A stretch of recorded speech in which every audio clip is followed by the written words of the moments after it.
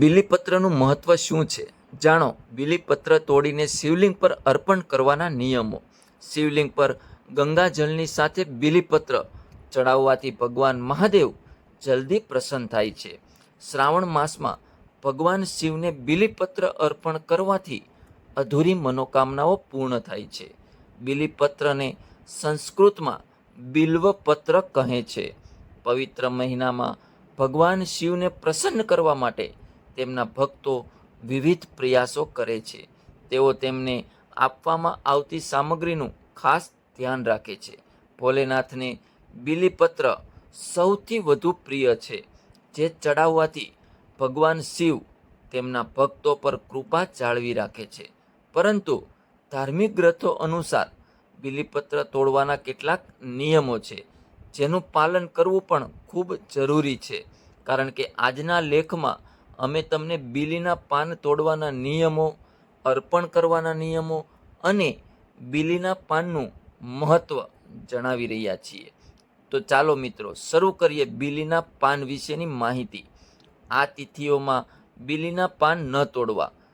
તો કે બીલીપત્ર તોડતી વખતે ભગવાન શિવની પૂજા હૃદયમાં કરવી જોઈએ. ચતુર્થી, અષ્ટમી, નવમી, ચતુર્દશી અને અમાસ તિથિ પર બીલીના પાન ક્યારેય ન તોડવા. તેમજ તિથિઓના અયન અને સોમવારે બીલીના પાન ન તોડવા જોઈએ. બીલીપત્રની ડાળીની સાથે ક્યારેય તોડવું જોઈએ નહીં. આ સિવાય તેને અર્પણ કરતી વખતે 3 પાંદડાની દાંડી તોડીને ભગવાન શિવને અર્પણ કરવી જોઈએ.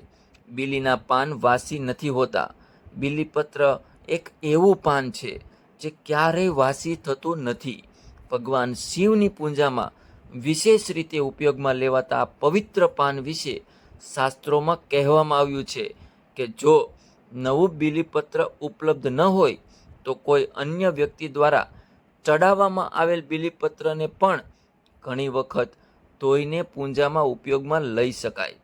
બીલીપત્ર અર્પણ કરવાના પણ કેટલાક નિયમો છે. જો એ રીતે આપણે અર્પણ કરીશું તો ભગવાન શિવ જરૂર પ્રસન્ન થશે.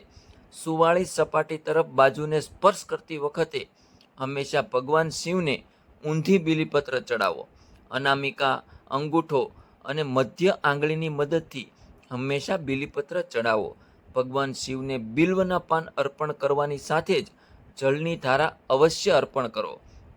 કાળજી રાખો કે પાંદડા ફાટી ન જાય. અને બીલીપત્રનું શું મહત્વ છે? તો શિવપુરાણ અનુસાર શ્રાવણ માસમાં સોમવારે શિવલિંગ પર બીલીપત્ર ચડાવવાથી 1 કરોડ કન્યાદાન સમાન ફળ મળે છે.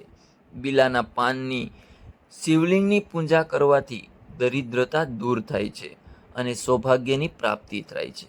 માત્ર ભગવાન શિવ જ નહીં, પરંતુ તેના અંશા અવતાર બજરંગ બલી પણ બીલીપત્રથી પ્રસન્ન થાય છે. શિવપુરાણ અનુસાર ઘરમાં બિલ્વનું ઝાડ લગાવવાથી આખો પરિવાર વિવિધ પ્રકારના પાપોના પ્રભાવથી મુક્ત થઈ જાય છે. જ્યાં બિલ્વ વૃક્ષ છે તે સ્થળ કાશી તીર્થ જેવું પૂજનીય અને પવિત્ર માનવામાં આવે છે.